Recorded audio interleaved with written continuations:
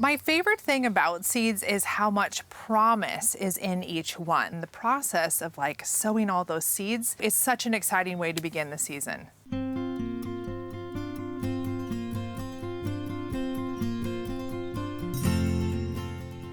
In this chapter, we're going to talk about when to start your flowers from seed, the basic supplies that you'll need, and the step-by-step process on how to actually do it.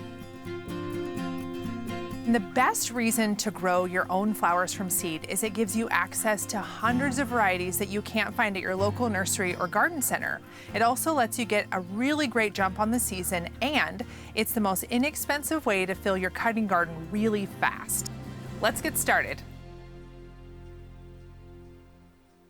The supplies you need for flower seed starting are really very basic. It's more basic than you would think. So the first is high quality potting soil. And you want to make sure when you're choosing potting soil that you're actually getting potting soil that's fine like this, that's for seed starting specifically. So it'll say seed starting mix or germination mix. That's what you want to look for. Then it's the trays. So you can really start seeds in any kind of container that can hold soil, but I would recommend investing in a little set of supplies. So you can buy these 3 together as a kit. They're available at your local garden center or hardware store. They're really easy to come by, but basically it consists of a bottom tray, a cell tray, this is what we're gonna put the soil in, and then an acrylic clear dome lid, and this is what's going to trap the moisture in and help seeds start. So just this basic little setup. Then vermiculite. This is not essential. You can always just cover your seeds with potting soil, but if you can get a hold of it, it's really nice. It's very lightweight. The seeds have a really easy time breaking through that surface layer, and it's just like my favorite little trick for having really good seed starting success. Okay, then the seeds that you want to sow: plastic plant tags, a permanent marker, a pencil, and a chopstick. And that's all you really need. So now that we've gone over all the supplies that we're going to need, let's go over to the potting bench and fill up some trays.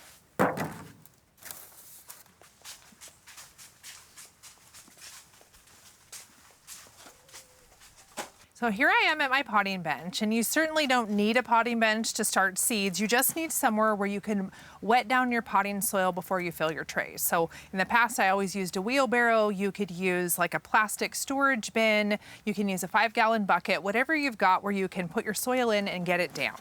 So I like to wet my soil not too much. So like the test for me is when I squeeze it, a little bit of water drips out, but it's not just like gushing out. I don't want it to be like soggy and soupy. I just want it to be nice and damp and moist. So I watered this down, mixed it in really well. It's nice and fluffy. And then I just set my tray in front of me and bring the soil in. And you're just using your hand basically like as a little trowel or shovel, just moving it around. And you want to make sure that there are no air pockets in your seed trays. So a great way to get rid of them is to just tap it on the table as you fill. And you'll notice that the soil it kind of shrinks in the corners, so you'll need to fill in a little more as you go. So just keep filling until you get it right, and then scrape off any excess back into the pile. So this tray, this is a standard 72 cell tray. This is just kind of the most standard one you can get. It comes in all the kits. And this is what I like to use just for ease. But you certainly don't need to get one of these if you don't want to. You can also just use what you've got. So if you have a bunch of old pots laying around in your old garden shed, or like the local nursery has a recycling pile, you can definitely fill these guys up with soil. There's these little compostable pots. They're the little peat pots that when you soak them in water, they expand. Really just whatever you have laying around or have easy access to, use what you've got.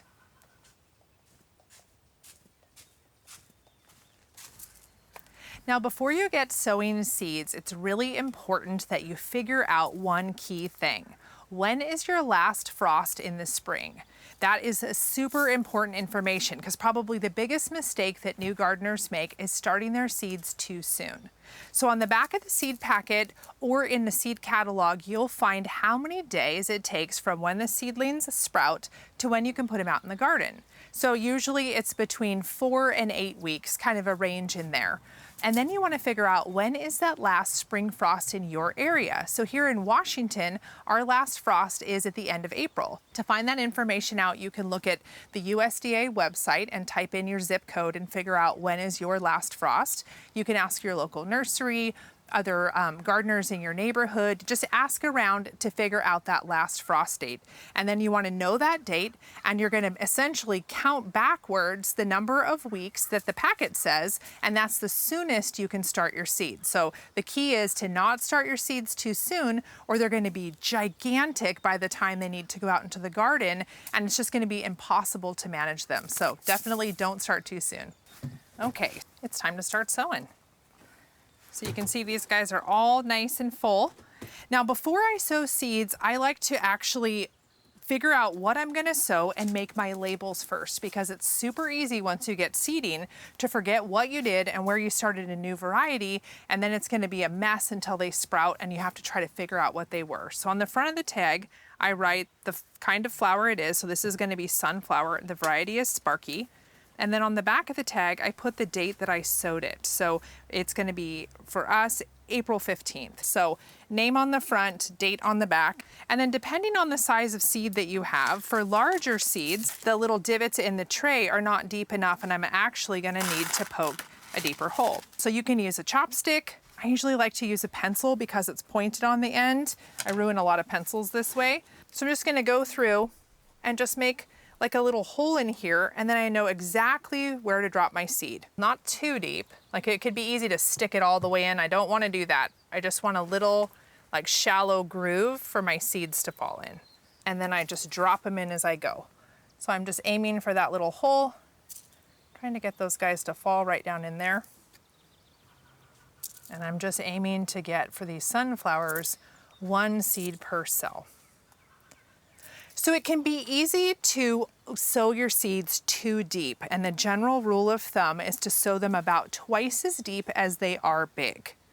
So for these sunflowers, they're a pretty big seed, so I can go a little deeper. Sweet peas are the same, but for something really tiny and powdery like Iceland poppies, I wouldn't do that because they're almost like dust, and if I buried them that deep, they would never sprout. So sometimes if your seeds don't sprout, it just means that you buried them too deep.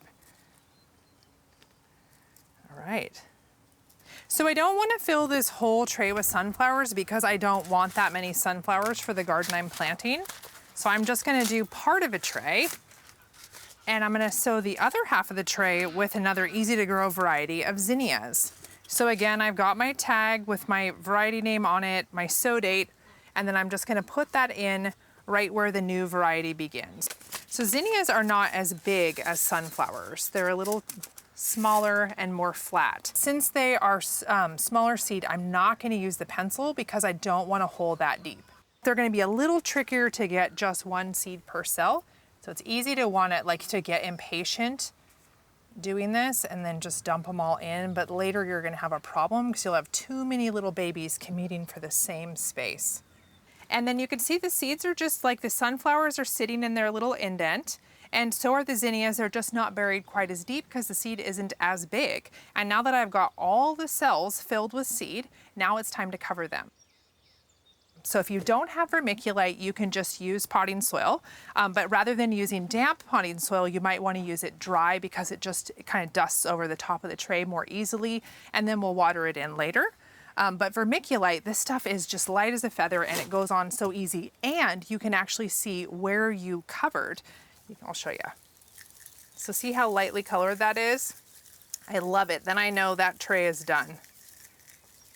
It's kind of like putting powdered sugar on a dessert.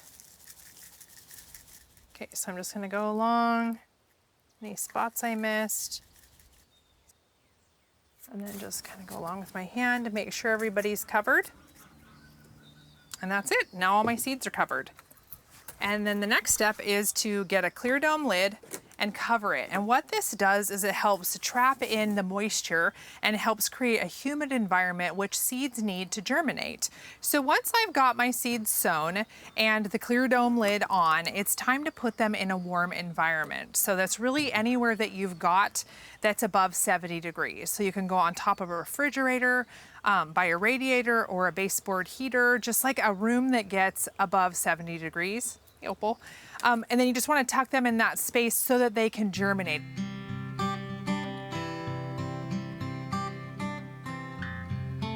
Now, the important thing is that you're going to want to watch your seedlings carefully, because as soon as you start to see them sprouting, you want to get that dome lid off of there. So really this is just to help them germinate and sprout. But once they've sprouted, they're just going to be too moist and too warm in there. And then get them under some lights or out into a bright space immediately, because seedlings need light to keep growing. They don't always need it to germinate, but definitely once they've got their little leaves started, you want to get them to light. So once little seedlings start to sprout, it's important to monitor them for water to make sure that the soil is staying moist, but we also don't want it dripping wet. And it can be easy to actually damage little seedlings at this stage by getting too aggressive with your watering. So you just essentially take a bucket of water and fill whatever kind of tray you have about a third of the way full. And what this does is it lets the soil absorb the water like a sponge from below. And then you can check on it in about an hour and make sure that there's no standing water in there. If there's still standing water, then I like to dump that out. But you really just want these guys moist and not soggy. And if you're using like those square pots or peat pots or some kind of compostable pot, you can also bottom water them. You could take some kind of like clear plastic container, some kind of storage container, and just fill it with maybe an inch of water, and then you can just set the pots in it and then they can wick it up from the bottom. So really just the goal here is we're being gentle, we're being careful, and we're watering from the bottom. There is nothing more exciting than starting seeds. Like, it is my all-time favorite thing to do. So in this chapter, we went over the importance of knowing your last frost date so that you don't start your seeds too soon, the essential supplies that you need to have so that you can have success, and then the steps to take to actually sowing your own flower seeds. And these little seeds that we plant are going to be a garden full of flowers in no time.